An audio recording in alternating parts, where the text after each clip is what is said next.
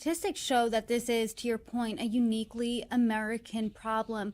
Do you think by reframing it as a public health crisis, do you think that by looking at that, people will react to it differently?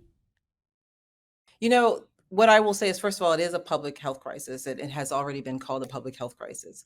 And so we don't have to do anything different there. And I will say my part of my honor of being in this role as executive director, even though this is a very tragic issue that we're facing, gun violence in this country, I get to travel all across this country, the reddest of red, the bluest of blue states, purple states, people of all walks of lives. And I will tell you that the majority of people will agree, and you poll after poll will show you that we need to do something when it comes to common sense laws that will protect our families and protect our communities. So this isn't an either or. This isn't picking a side. This is really, let's think about our babies. Our babies are being buried. We have to do something and must do something different. So there's a lot to be done. There's a lot that we've already done. Many states are stepping up and doing everything in their power to create policies and things that we know will keep our children and our communities safe, frankly. And so we're going to keep our foot on the gas with this.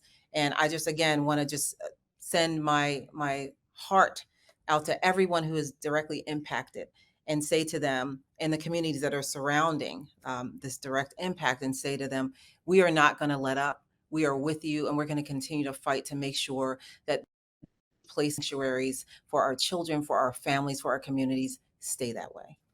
I think something that all moms can agree on in this country, regardless of political party, regardless of where they live, is that when they send their child to school, they hope and they expect that their child comes back safely. And as the executive director of Moms Demand Action, I'm curious what you think is missing from the national conversation when it comes to gun violence in this country, because in Minneapolis in the past 24 hours, there have been multiple shootings.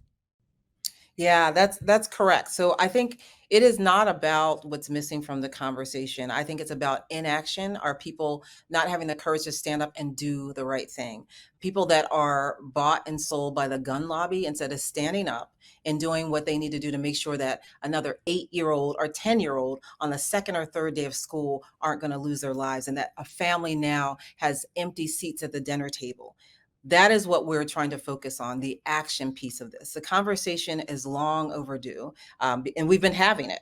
But I will say the action piece and the components and the leadership that needs to step up, and instead of supporting a gun lobby and being bought and sold by a gun lobby, will look at their constituents, will look at these young lives that are being stolen every day, not just in school shootings like today's tragedy, even daily. There are young people that are being killed every single day, people being killed every single day in this country because of folks that don't have the courage to stand up and do the right thing when it comes to protecting our families from gun violence.